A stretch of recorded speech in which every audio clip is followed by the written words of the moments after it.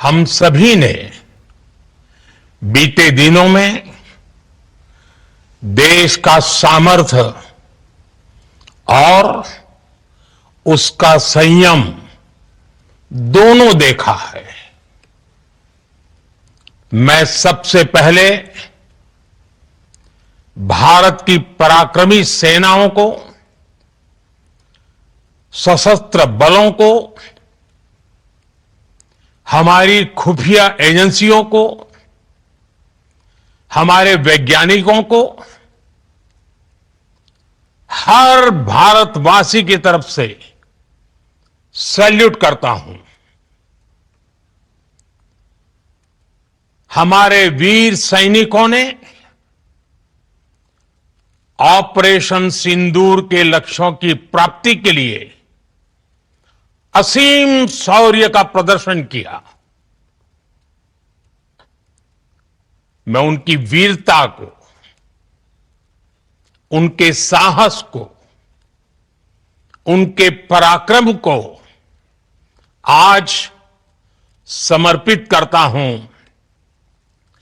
हमारे देश की हर माता को, देश की हर बहन को और देश की हर बेटी को ये पराक्रम समर्पित करता हूं। साथियों, 22 अप्रैल को पहलगाम में आतंकवादियों ने जो बर्बरता दिखाई थी, उसने देश और दुनिया को झकझोर दिया था। छुट्टियां मना रहे निर्दोष मासूम नागरिकों को धर्म पूछकर उनके परिवार के सामने, उनके बच्चों के सामने बेरहमी से मार डालना, यह आतंक का बहुत विभत्स चेहरा था, क्रूरता थी। ये देश के सद्भाव को तोड़ने की घिनौनी कोशिश भी थी। मेरे लिए व्यक्तिगत रूप से ये पीड़ा बहुत बड़ी थी। इस आतंकी हमले के बाद सारा राष्ट्र, हर नागरिक, हर समाज, हर वर्ग, हर राजनीतिक दल एक स्वर में आतंक के खिलाफ कड़ी कार्रवाई के लिए उठ खड़ा हुआ। हमने आतंकवादियों को मिट्टी में मिलाने के लिए भारत की सेनाओं को पूरी छूट दे दी और आज हर आतंकी, आतंक का हर संगठन जान चुका है कि हमारी बहनों बेटियों के माथे से सिंदूर हटाने का अंजाम क्या होता है। साथियों, ऑपरेशन सिंदूर ये सिर्फ नाम नहीं है, ये देश के कोटि कोटि लोगों की भावनाओं का प्रतिबिंब है। ऑपरेशन सिंदूर न्याय की अखंड प्रतिज्ञा है।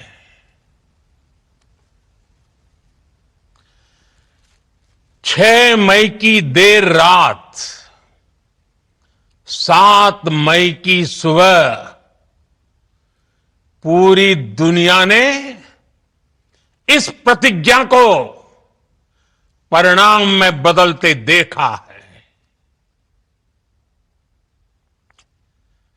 भारत की सेनाओं ने पाकिस्तान में आतंक के ठिकानों पर, उनके ट्रेनिंग सेंटर्स पर सटीक प्रहार किया। आतंकियों ने सपने में भी नहीं सोचा था कि भारत इतना बड़ा फैसला ले सकता है। लेकिन जब देश एकजुट होता है, नेशन फर्स्ट की भावना से भरा होता है, राष्ट्र सर्वोपरि होता है, तो फौलादी फैसले लिए जाते हैं, परिणाम लाकर दिखाए जाते हैं। जब पाकिस्तान में आतंक के अड्डों पर भारत की मिसाइलों ने हमला बोला, भारत के ड्रोन्स ने हमला बोला, तो आतंकी संगठनों की इमारतें नहीं, बल्कि उनका हौसला भी थर्रा गया। बहावलपुर और मुरिद के जैसे आतंकी ठिकाने एक प्रकार से ग्लोबल टेररिज्म की यूनिवर्सिटीज रही है। दुनिया में कहीं पर भी जो बड़े आतंकी हमले हुए हैं, चाहे 9/11 हो, चाहे लंदन ट्यूब बॉम्बिंग हो, या भारत में दशकों से जो बड़े बड़े आतंकी हमले हुए हैं, उन सब के तार कहीं ना कहीं आतंक के इन्हीं ठिकानों से जुड़ते रहे हैं। आतंकियों ने हमारी बहनों का सिंदूर उजाड़ा था, इसलिए भारत ने आतंक के ये हेडक्वार्टर्स उजाड़ दिए। भारत के इन हमलों में 100 से अधिक खूंखार आतंकवादियों को मौत के घाट उतारा गया है। आतंक के बहुत सारे आका बीते 2.5-3 दशकों से खुलेआम पाकिस्तान में घूम रहे थे, जो भारत के खिलाफ साजिशें करते थे। उन्हें भारत ने एक झटके में खत्म कर दिया। साथियों, भारत की इस कार्रवाई से पाकिस्तान घोर निराशा में गिर गया था, हताशा में गिर गया था, बौखला गया था। और इसी बौखलाहट में उसने एक और दुस्साहस किया। आतंक पर भारत की कार्रवाई का साथ देने के बजाय पाकिस्तान ने भारत पर ही हमला करना शुरू कर दिया। पाकिस्तान ने हमारे स्कूलों, कॉलेजों को, गुरुद्वारों को, मंदिरों को, सामान्य नागरिकों के घरों को निशाना बनाया। पाकिस्तान ने हमारे सैन्य ठिकानों को निशाना बनाया। लेकिन इसमें भी पाकिस्तान खुद बेनकाब हो गया। दुनिया ने देखा कि कैसे पाकिस्तान के ड्रोन्स, पाकिस्तान की मिसाइलें भारत के सामने तिनके की तरह बिखर गई। भारत के सशक्त एयर डिफेंस सिस्टम ने उन्हें आसमान में ही नष्ट कर दिया। पाकिस्तान की तैयारी सीमा पर वार की थी, लेकिन भारत ने पाकिस्तान के सीने पर वार कर दिया। भारत के ड्रोन्स, भारत की मिसाइलों ने सटीकता के साथ हमला किया। पाकिस्तानी वायुसेना के उन एयरबेस को नुकसान पहुंचाया, जिस पर पाकिस्तान को बहुत घमंड था। भारत ने पहले 3 दिनों में ही पाकिस्तान को इतना तबाह कर दिया जिसका उसे अंदाजा भी नहीं था। इसलिए भारत की आक्रामक कार्रवाई के बाद पाकिस्तान बचने के रास्ते खोजने लगा। पाकिस्तान दुनिया भर में तनाव कम करने के लिए गुहार लगा रहा था, और बुरी तरह पीटने के बाद इसी मजबूरी में 10 मई की दोपहर को पाकिस्तानी सेना ने हमारे डीजीएमओ को संपर्क किया। तब तक हम आतंकवाद के इंफ्रास्ट्रक्चर को बड़े पैमाने पर तबाह कर चुके थे। आतंकियों को मौत के घाट उतार दिया गया था। पाकिस्तान के सीने में बसाए गए आतंक के अड्डों को हमने खंडहर बना दिया था। इसलिए जब पाकिस्तान की तरफ से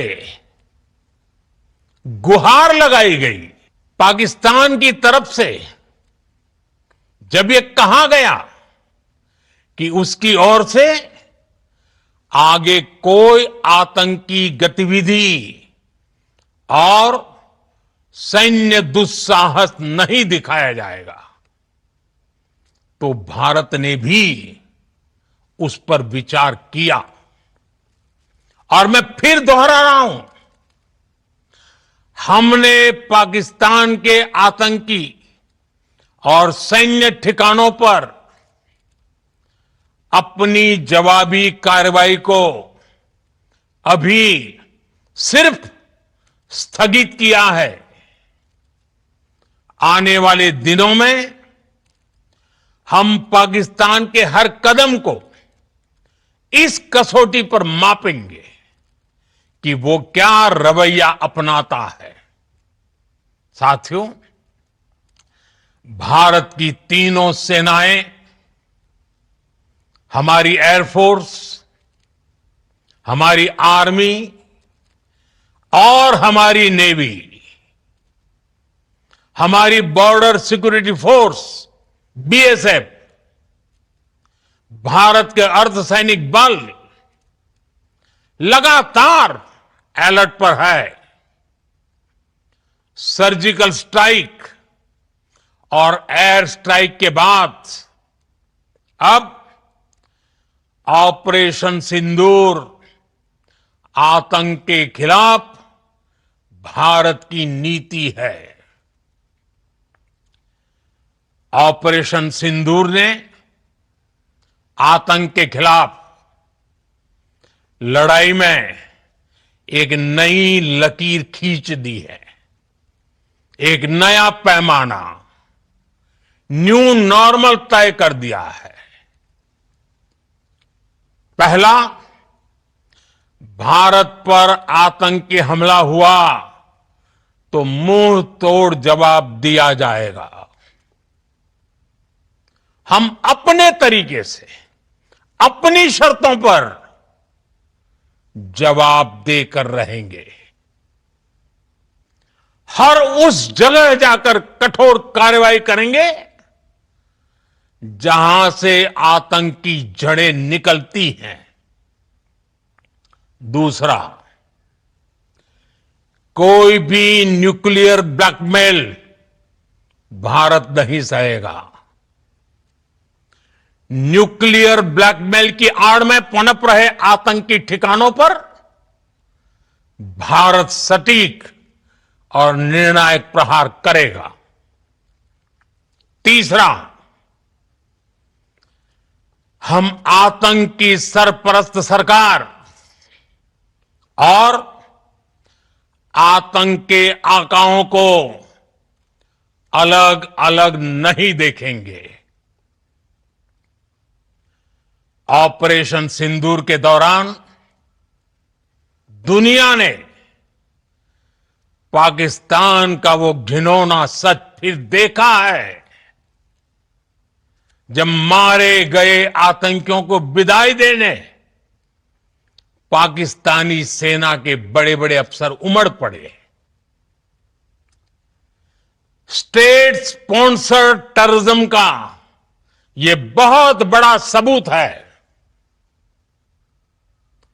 हम भारत और अपने नागरिकों को किसी भी खतरे से बचाने के लिए लगातार निर्णायक कदम उठाते रहेंगे।